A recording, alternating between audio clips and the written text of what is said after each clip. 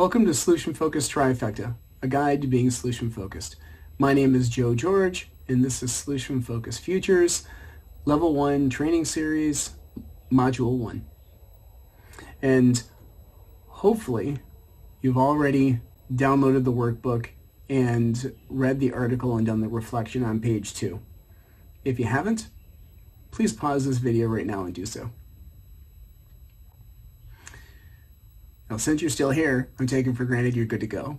And I want to challenge you, however, to have your workbook with you as you watch each of these modules, because I'll regularly be asking you to pause and put something into the workbook. It could be a reflection, it could be your general opinion on something, but we'll be building on those.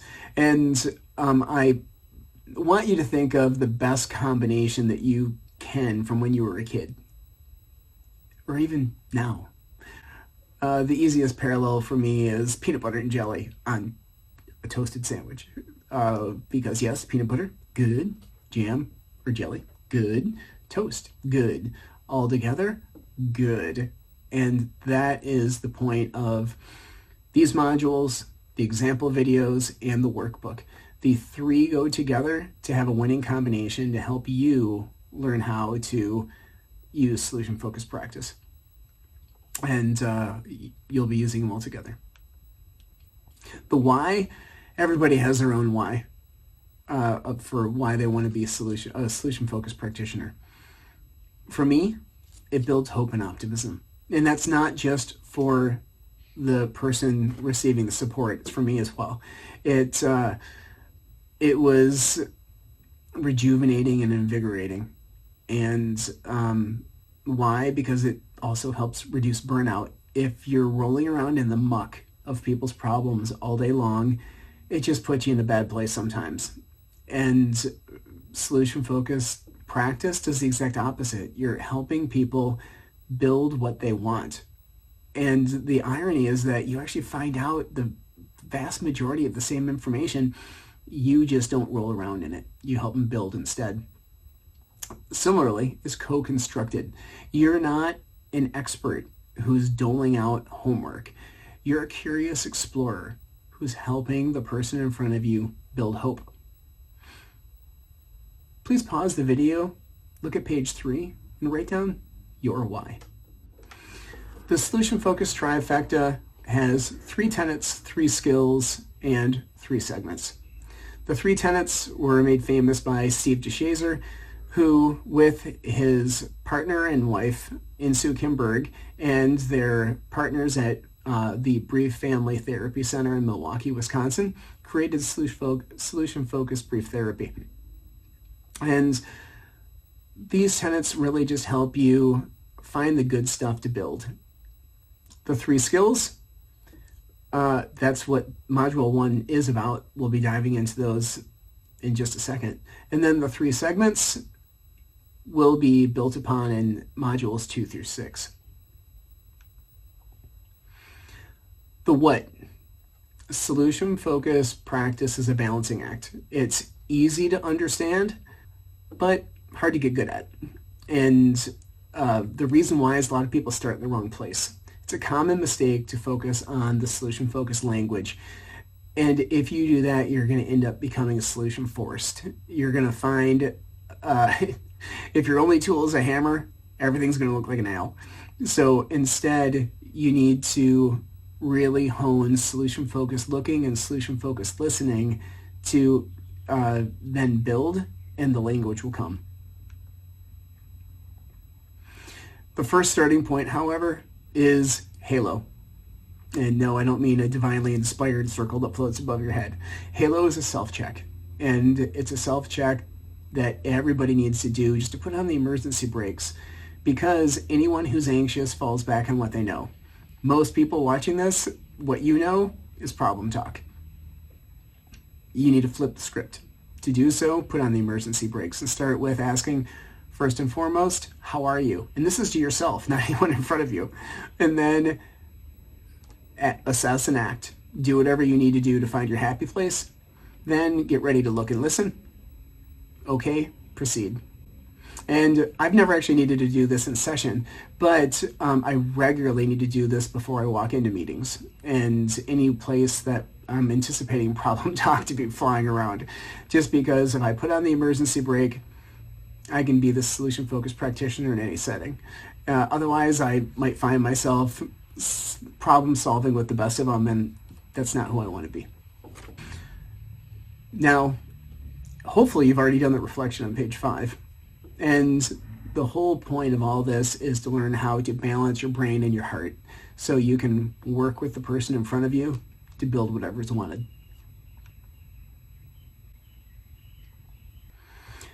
Solution-focused looking is step 2. And this video does a pretty good job of explaining why it matters. This is an awareness test. How many passes does the team in white make? Go!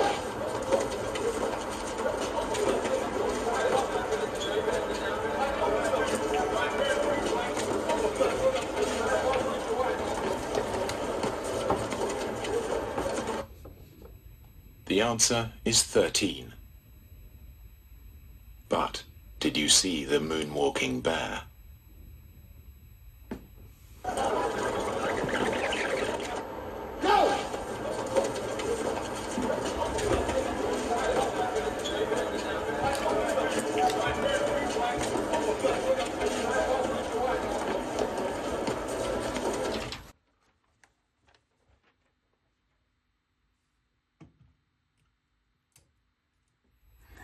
As the video helps you see, we find what we're looking for.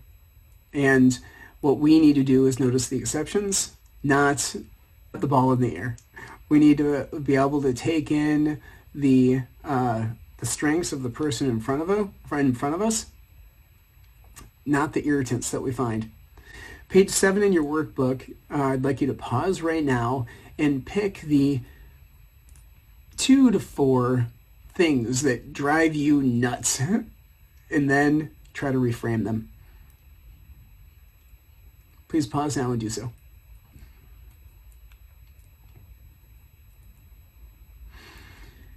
We work with the people in front of us, but we work with what we choose to see. We need to choose the good stuff because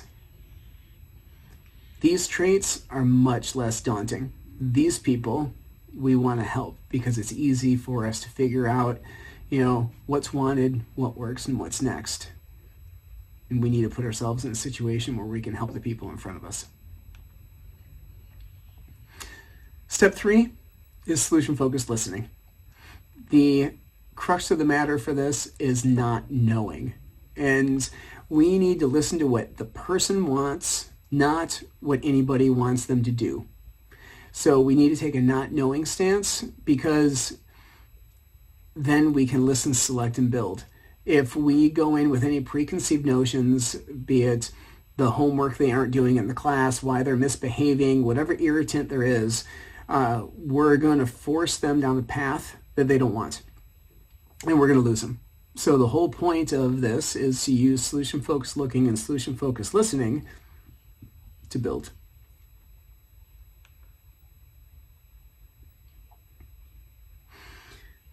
Now, there's one last tip before you go on your way, and that is we have to think about the actual words we use.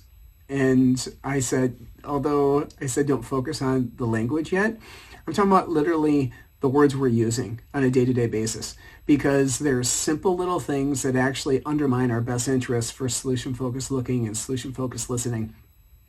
For example, if you say what or how, you're building forward. If you say why, it's generally analysis, and it also leads to defensiveness. So simply by asking what or how, you build a lot of the same content that you're really hoping to find out more about without making the person feel like they're being micromanaged or analyzed. Similarly, who reflects connection.